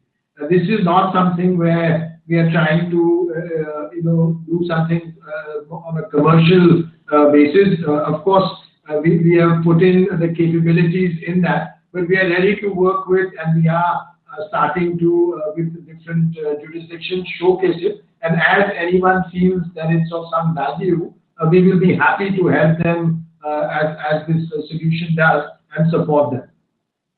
On the KPIs, my sense is that we've already put in place KPIs and approach to really look at how people are performing, which are based on outcomes, which are based on how we are changing the digital nature of the company, which are based on the impact that the individuals have on the client situation, and also, of course, on supporting and growing and making the company more relevant. So those are the ways we are working with our KPIs. Of course, there's always on an annual basis fine tuning that we do to further make it align to how the world is moving and how really the employee engagement is going on. So that's what's going on with the KPIs. On the third one, can you please repeat that? Yeah, the third one is about the digital, right? So you had mentioned the next few quarters you would reach 50%. But from what I understand, digital is becoming key in every single deal you're getting. And I think going forward, digital would be the foundation over which the deals would start coming or the businesses would be. So would it even make sense to declare digital as a separate revenue? So there, the thinking for us is, when we started this, our digital percentage was, I think, in the range of about 20 or 25%. Today, it's 47%. And the last quarter, the digital business grew at about 25% year on year. What we are trying to demonstrate with this is to let our stakeholders know that this is the area where we are transforming our company. As you heard from Nandan earlier, we are really reinventing the business to be more digital first or digital native. In that sense, we feel it's quite relevant because it gives us, of course, internally, but also externally, some sort of a clear milestone and benchmark as we progress the company to more digital work. Just one follow-up in your in simplest one. So you are saying you're not in talks with the government. Are there some talks going on, or you're just seeing where it goes? No. So on that, I don't want to make any specific comment, but our solution is available for anyone to use, and we have discussions with many jurisdictions. And just one on the talent. So mental health. So it's been close to 9 months since the employees started working from home. So is the company doing anything to address the mental health issues related to employees? I think it's 9 months of lockdown. I mean, some of them would have. It is still a huge issue and an important issue. So how is the company dealing with it? Are you seeing any sort of impact because of mental health issues of employees? In the interest of time, Swati, may I direct this question to our PR team, who will get back to you with specifics? Okay. Yes. Thank you. Thank you so much. With this, we wrap this very spirited conversation with our CEO, Salil Parekh. Thank you so much for joining us, Salil. Thank you to the entire media colleagues who asked us questions in the segment. Stay tuned for the next segment, which is the Leadership Open House. Thanks, Padma.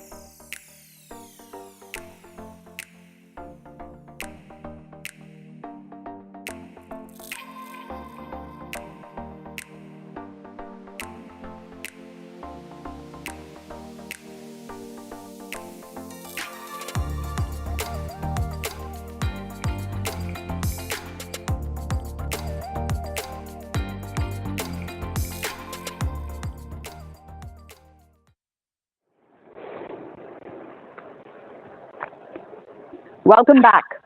We are now here for the next segment, which is the Leadership Open House. I would like to invite our leaders, Mr. Narasimha Rao Manipalli, Executive Vice President and Head of the Cloud, Infrastructure and Security Solutions, and the Infosys Validation Solutions Service Line. Welcome, Nari. A warm welcome to our speaker, Mr. Vishal Salvi, who also heads the cybersecurity practice. Hi, good afternoon, Padma. Hi, good afternoon to everyone. And please welcome Mr. Krishnamurthy Shankar, who is an Executive Vice President and the Group Head of Human Resource Development at Infosys. Welcome, Krish. This particular segment goes live with the first question from Prasoon Srivastava from PTI. And his question is for you, Vishal. How is Infosys gearing up to face cybersecurity challenges that will be posed by quantum computing? Thank you for that question. So if you look at the topic of quantum computing and how it is going to impact cybersecurity, and more specifically, how it is going to impact cryptography or the encryption algorithms, and how quantum computing is going to break those encryption algorithms, especially linked to public key infrastructure.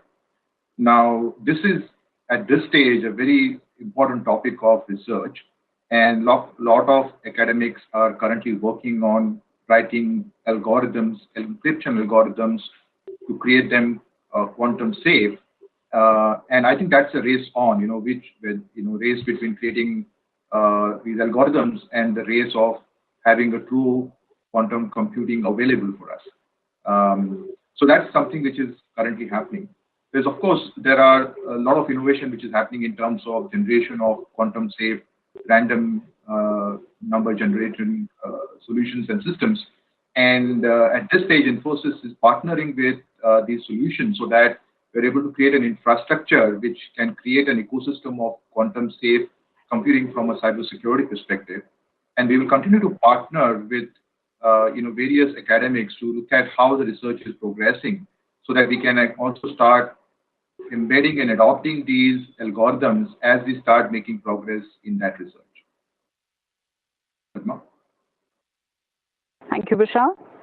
I'd now like to invite Kunal Talgere from Tech Circle to ask his question. Request you to unmute yourself, please.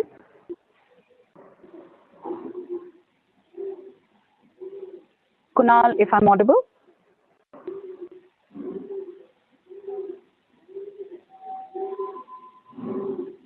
Kunal, you're on mute. Just a quick check if you can unmute yourself. Right. We'll come back to Kunal in a minute.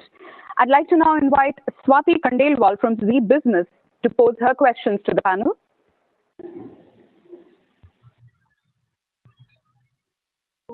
Hi. Swati, you're on mute.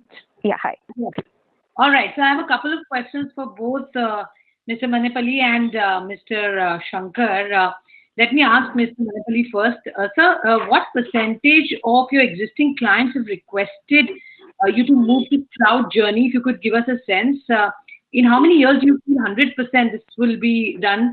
And the pace of acceptance, because this COVID has taught us to live on the digital medium and world. So when do you think we will be dependent on it 100%? That's one. And the other bit is the kind of growth you're expecting for FY22 and 23. Will it be accelerated due to what you're seeing on the overall contribution of digital revenues in FY23 onwards, let's say? Yeah, thank you. Thank you, Swati. I think first is about the cloud and how it's accelerating. I think one is, I think thanks to the pandemic, definitely the cloud adoption has increased. And we are seeing significant growth in the cloud space over the next 5 years. Today, the cloud market is estimated around $375–400 billion. And we expect it to become almost $850–900 billion over the next 5 years. So that's a good 17–20% annualized growth in cloud space. And that's where the real opportunity is. And in a good way, I mean, while COVID is a bad thing which is happening out there, digital transformation was always a priority for businesses. If at all, this COVID has actually brought home the fact that they need to do that with a lot more space and a lot sooner. And that's what is really happening. Now to your first question about how many people are on cloud and when do we get to 100%?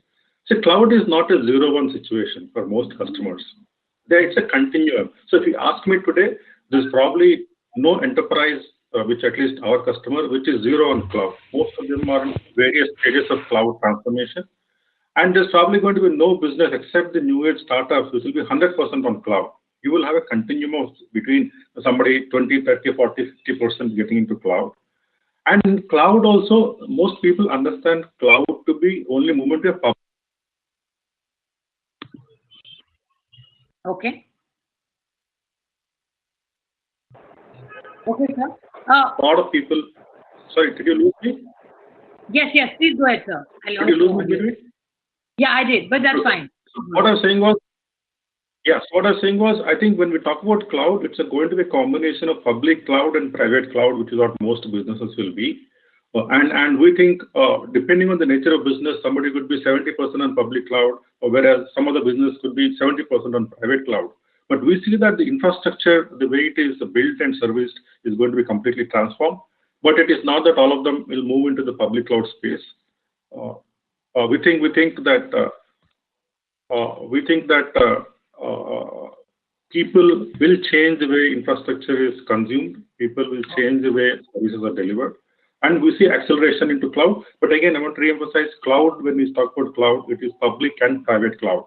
And we think that is going to be a big shift with what we expect to see. Okay, big shift coming in. So, Mr. Shankar, can I quickly ask you one question about the employee base? You mentioned 99% of your entire employee strength is working from home. By when do you think this number could change? And is this the way forward for the company and the kind of cost savings you're doing on this? Also, what is the kind of training that you are putting in? The kind of exercise or let's say resources you're putting behind training for your employees, especially to execute digital transactions. How is that coming along? What is the percentage of your employee strength is this? Oh, that's a lot of questions, Swati. Yeah. Okay. I think, firstly, I think we got to look at it in a context. We've got people over many countries, right? Out of 240,000 employees, almost about 200,000 a year, about 50,000 overseas. And this work from home is dependent on the issues in each of those countries and the situation in each of those countries. So I think, as of when you look at it with everybody post this thing, the pandemic kind of coming out, let's say about 98-99% of our people are working from home. It depends on the work, it depends on the client. In some cases, people could go, those kind of things are all there. Now, I think, just step back, we were able to do all this because we had built those relationships, what people call a social capital. People have come together, they've built lots of relationship, and that's what made all this work. So if you see going forward how it will be, I think it will be a little bit of a hybrid. It's not that it's going to be 99% working from home. There may people who would like to come, they would like to come and work together in certain teams, project teams could come together and meet. There'll be lots more time that people would come together, meet in the offices. So those will all be happening. We'll see how it evolves. I would guess that for most part of next year would all be a lot more of hybrid. People may start coming, but still come in kind of spurts, come and meet teams, etc., and go forward. So it'll be like a hybrid kind of a year next year. And post the vaccination and other things, let's see how it goes. Yeah. So therefore, again, all this is dependent on each individual country, the client, the type of work, all of that put together. Yeah. Now we're seeing this. Now to your question about what are we doing for employees and their digital thing, I think you saw this Wingspan, yeah, and Wingspan is what we've been using here. And we found that over the pandemic, the number of people who have started learning has doubled actually. We've had almost about double the number of people logging into Wingspan every day, double the number of people who are getting certifications. As you all know, we started something called, because if you look at our digital business is almost about 40 and it's growing much faster. So what we did was we identified about 36 key digital skill areas. And for each of those skill areas, we created a learning pathway. And people could get certification in those skill areas. But after getting that certification, let's say being a cloud architect, they get that certification and they're working in that job in that as a cloud architect. Then we give them a skill tag. So they can call themselves cloud architect, and we also give them a skill bonus, right? So this is what we call as a skill tag and a skill bonus. And that's something we started about 3 quarters ago. And we see that that's really, enabled a lot of people picking up some of these certifications. So I think if you ask me, how are we transforming our people towards the digital skills? Clearly outlining what are those skills, creating those learning pathways, creating the digital skill tags, so that people learn those certifications, work in those areas, get redeployed in those areas, and then they get a skill tag. We've now launched something new, which is called a digital quotient. Yeah, this is a DQ, which is like a kind of like an ATP number. If you look at it as a tennis player or a chess player, a grandmaster, you're ranking like that. I mean, depending on the skill tags, depending on the kind of work and projects they do, they can get a digital quotient. And I think our idea is really get people, use this and learn and transform themselves. Yeah, so that's the other thing that we're doing for the digital skills. Thank you. Okay, thank you very much. Thank you, Swati. Thanks, Krish. I'd now like to invite P.P. Timaya from Your Story, who joins us on audio for his question. Request you to kindly unmute yourself and ask the question, please.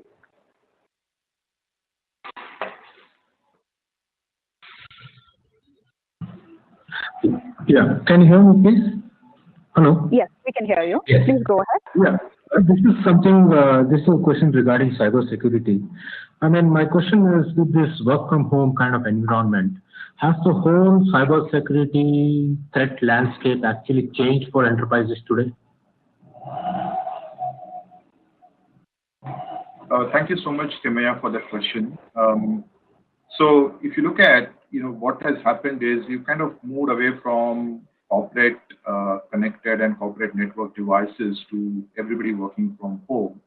And so clearly there is a massive shift in terms of the way connectivity is granted and access is granted to employees.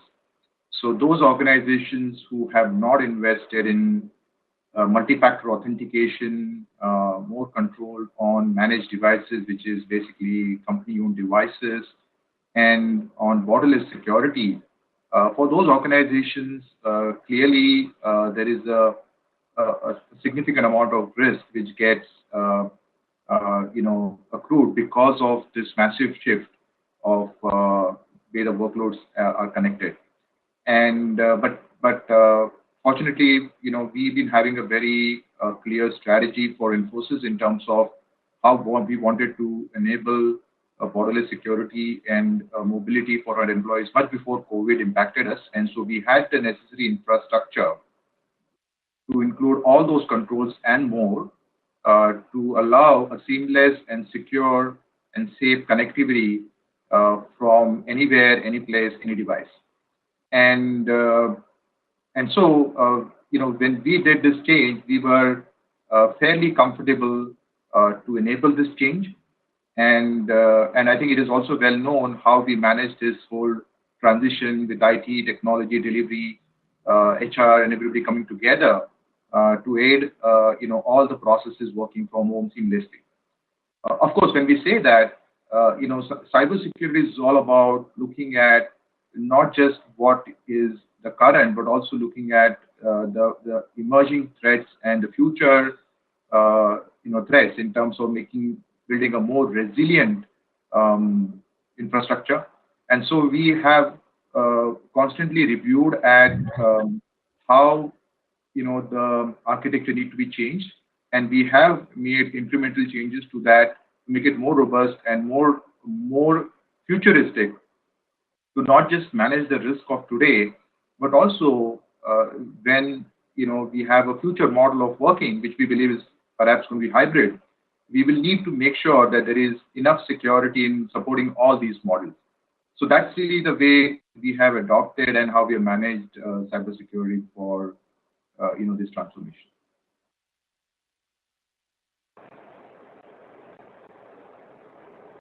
Thank you, Vishal. Thank you, Mr. Timaya, for your question.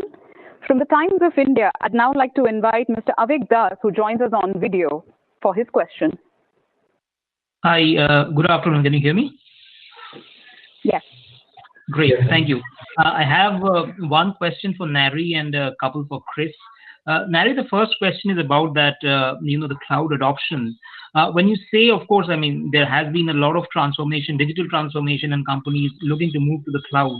What are some of the challenges that legacy companies you think face in cloud adoption? And the second question is, what sort of growth in cloud adoption are you seeing from Infosys' perspective?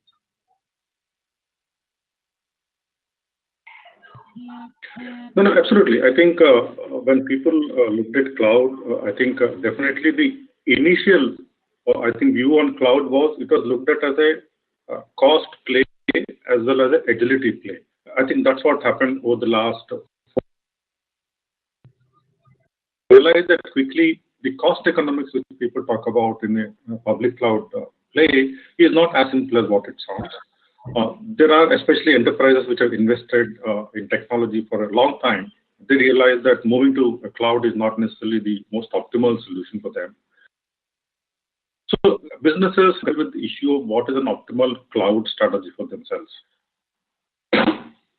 And because of that, I think slowly over the period, this whole evolution of hybrid cloud has come to be, where enterprises have realized that there is a play where they can look at a combination of a public cloud and this year, thanks to the pandemic,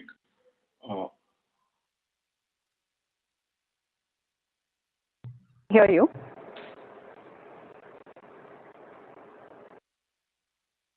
Avik, if you could pose your question to Krish, we'll have Nari join us back in a couple of seconds.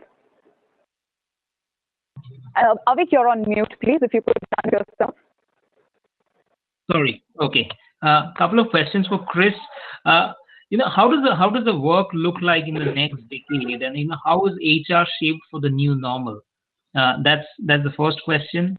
The second is you talked about the digital quotient. Can you elaborate a little bit more on that? How it is helping the employees, and how many employees till date have got a digital quotient tagged to them? And the last question is the new administration in the US. Are you expecting a bit of a dialing down in the loud tone regarding the visa policies? And what are some of the skilling initiatives that you have in the US?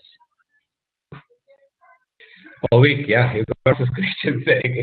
Okay, I think firstly, I think this is a very, very interesting kind of phase. Yeah, if you look at for all organizations and especially for HR in terms of what it means. If you look at the new normal, what is going to happen? I think we are seeing lots of things happening. Number one, we are seeing that people are going to work in more distributed teams. Yeah, more remote distributed teams. And therefore, that's something that's going to be changing. Number two, we're going to see a lot more digitization. Yeah, people are much more digital, etc. And because of all of this, what's going to happen is there are going to be, I personally think, if you look at, there are 3 or 4 big areas, 4 areas, I would say, where there is a huge change that we've got to really look at. I think the first one is our talent transformation. Yeah, I think the new normal really allows us to look at our talent from a fresh lens. Maybe you can have people working much more part-time. Part-time was a thing which worked in India because of the commute time.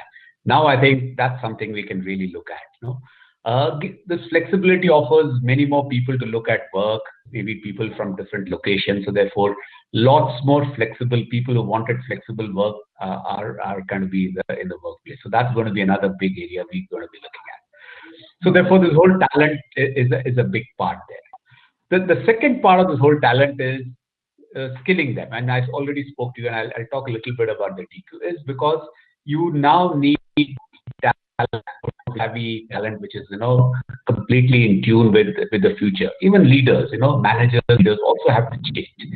And therefore, that's another big thing that we want to look at. How are we transforming as managers and as leaders? Because we need different kind of leadership skills to be much more successful in a much more remote kind of world. Yeah? So that's point number one. The second big change is going to be in our whole concept of wellness, because employee well-being becomes very important. I think there is this physical well-being and health, but more so this whole emotional well-being, the social connections, mental health, all of these are becoming very important. So that's the second big area that's going to be critical for us to, and we are thinking about it, and that's the big area for HR to think about. The third area is what I call, in a way, is like HR needs to drive is this whole employee experience transformation. Yeah, part of that you've seen today in terms of our live enterprise, in terms of Wingspan, because every organization has to transform employee experience. Employee experience is also now two parts. There is the digital experience as all the other experience. So therefore, there's lots more focus on what kind of digital experience that we are building. So we have to rethink our experience. For example, you onboard somebody, is onboarding people in a remote way. They're onboarded really culture. How do we talk to them about our culture and values? How do you really build that? So all those are very important. So therefore, that's the other thing that we're working on. And the last part of the whole transformation is what I want to call as this culture. It's because if you look at much more remote teams, you got to have much more trust in the teams. You got people have to take more ownership and more accountability. We have to work with much more credibility and trust within teams. Yeah. So therefore, those are some things that we need to start with. So I think if you look at the new normal, HR has to do, and organizations will be transformed, but HR particularly has to lead these 4 key transformations that are happening, and that's something that we are also doing. So going to your second question on DQ. Now, what is this DQ? I think the whole idea was, if you look at it, our digital business is growing much faster than the traditional business. Yeah? We are almost now at about 45% of our business is digital, growing at over 30%. So that's where the new demand and skills are. Like Mary is talking about cloud, cybersecurity. All these are the new age kind of things that are what we call as our digital business. So we want more people to learn these. And the way we are doing it is creating digital skill tags, where they get specific skill tags. Once they get certification, they start working in that area. But we also created a DQ, or a digital quotient. I think the idea about this DQ is to let people look at where they are in that whole skills framework. Because you learn skills through various things. You learn through certification, by working, by doing certain projects, various things. So therefore, we tell them, keep on working on your skills. So this is a way to really ensure that the whole workforce is talking about the new skills and getting transformed to it. Yeah. So that's something that we have started, and we see great kind of momentum there. I thought these are the 2 questions. Was there anything more that you asked, Naveen? I was just asking about the visa policy, and with the new US administration set to be on board, are you expecting some sort of a dialing down of the harsh tone that was very prevalent in the last 4 years? Well, see, I can't comment on that. You know our location strategy. I think we've been, over the last 4 years, focused on localization in a big way, in terms of hiring campus of fresh graduates there, training them. We set up our hubs, almost about 6 of those hubs. We're training people from various STEM graduates as well as non-STEM graduates. That's been a great source of talent for us. So I think we're really focused on ensuring that we get the right talent and they are trained in the right skills so that they can meet our needs of our clients. I think that's been on for the last few years. Okay, just one follow-up question. How many employees have got the digital quotient tag? So digital quotient is, in a way, is a thing that could apply to anybody. Yeah. So you have a digital quotient of, let's say, a 30, and somebody can have a 100 kind of. But digital skill tags, about 20,000 people have got the skill tags, having gone through the certification and having worked in those areas. So if you get a skill tag, you points to your digital quotient. Yeah. So that's I see. Okay. Got it. Great. Thank you so much. Thank you. Thanks. Thank you, Krish. Nari, I just wanted to know if you wanted to wrap this round of questions that Avik had for you. Yes, I think, thanks, Padma. So Avik, I don't know how much you could listen to me. I think all of us are facing this infrastructure challenges off and on. So first is, I think you were talking about challenges of what were the challenges for cloud in the past. I think it was all about how do you take your legacy into the cloud, how do you manage multiple clouds. It was about getting the cost economics right. Last but not the least, I think people did not think too much about resiliency and workforce experience as a big priority earlier. But this year, definitely resiliency, workforce experience, as well as newer business models have all become a big priority. And cloud is seen as a big vehicle to make all of that happen. And that is the acceleration in the digital transformation we see. So many reasons why cloud is today accelerating. And most of all, the pandemic has actually brought home the element of how businesses need to build resiliency as well as newer business models to deliver product and services in a connected world in a remote manner. I think that is what is where cloud is making the biggest play right now. Thank you, Nari. Thank you, Avik. I'd like to invite from Business Today, Rukmini Rao, for her question. She joins us on audio. I'd request you to unmute yourself and ask your question, please.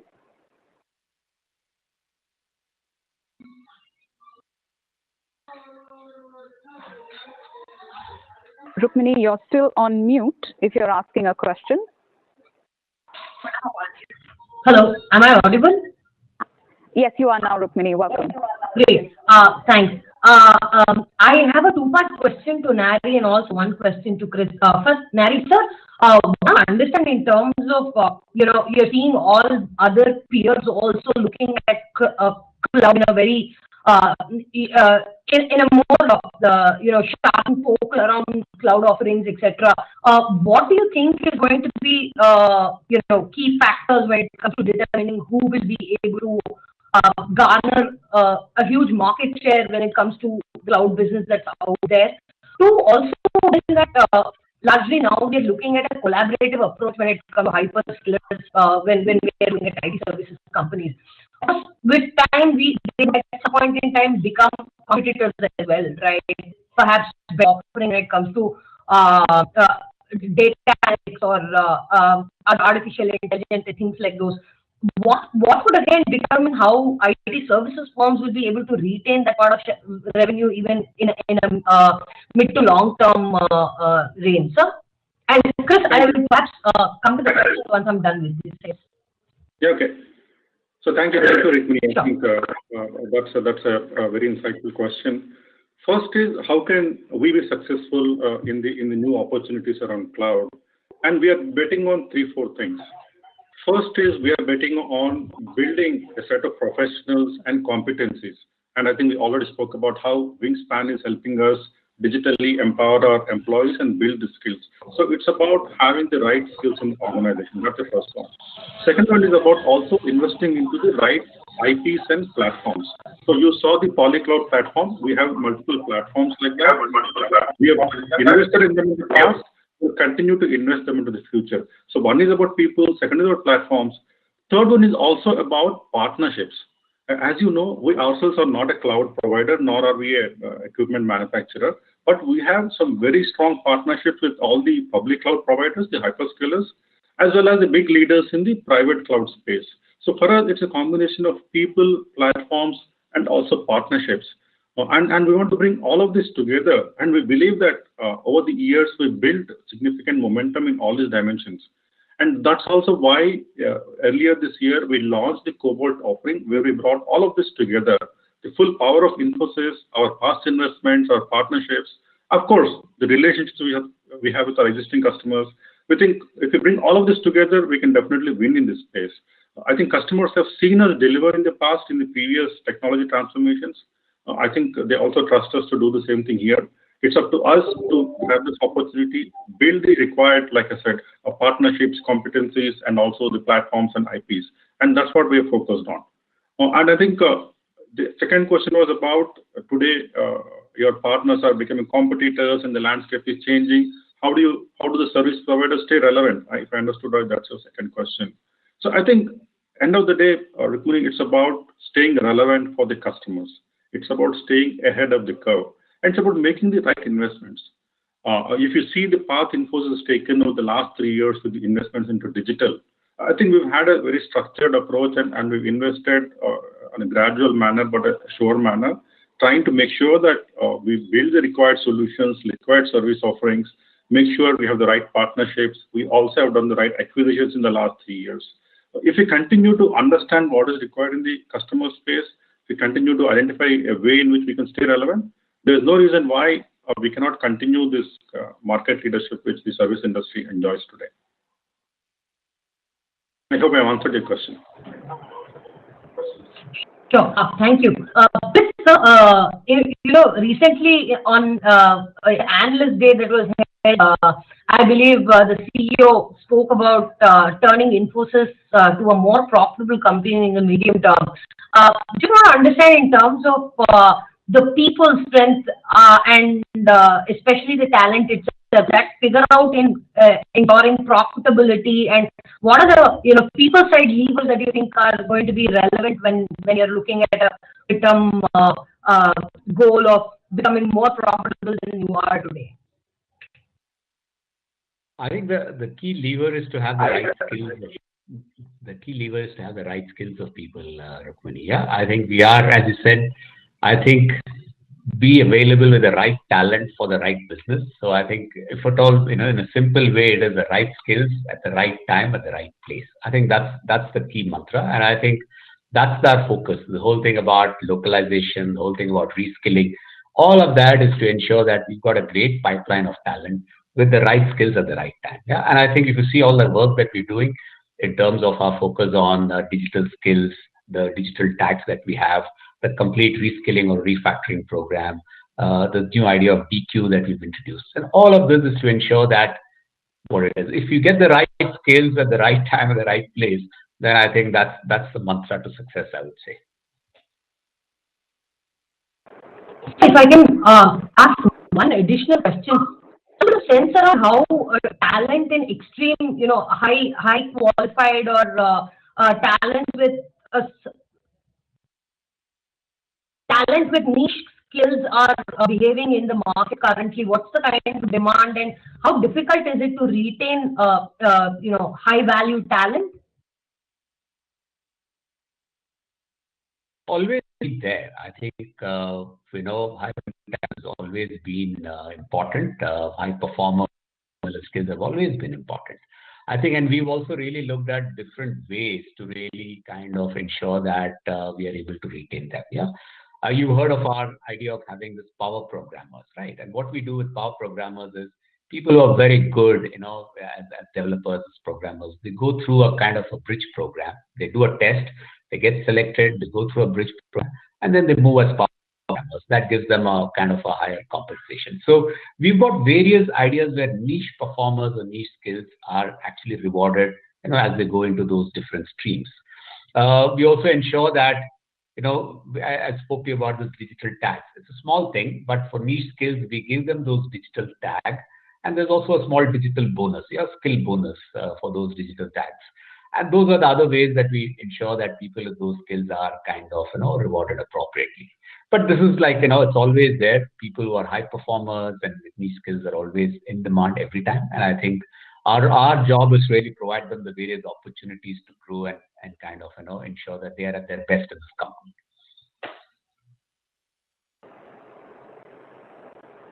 Thank you, Rukmini. With that, we wrap this particular segment of the Leadership Open House. Thank you, Nari, Vishal, and Krish for engaging in such a vibrant conversation with our friends from the media.